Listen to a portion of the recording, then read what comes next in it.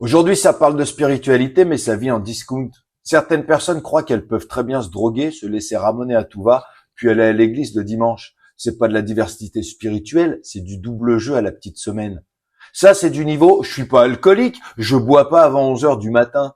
Vivre dans la débauche et le mensonge du lundi au samedi pour finir à genoux le dimanche, c'est pas de la foi, c'est juste une levrette que t'essayes de déguiser en prière. Tu peux pas construire une vie solide sur des fondations pourries. Ce que tu fais en cachette finit toujours par te rattraper en pleine lumière. Comme l'alcoolique doit choisir entre la bouteille et la sobriété, tu choisis entre la lumière et l'ombre, pas les deux à la fois.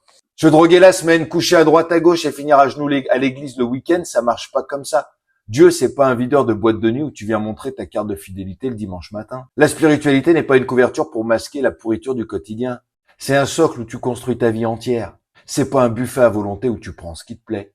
C'est un engagement où tu te donnes entièrement. Dieu te demande pas d'être parfait, il te demande juste d'être entier. Et le simulacre de dimanche ne rachète jamais le naufrage de la semaine.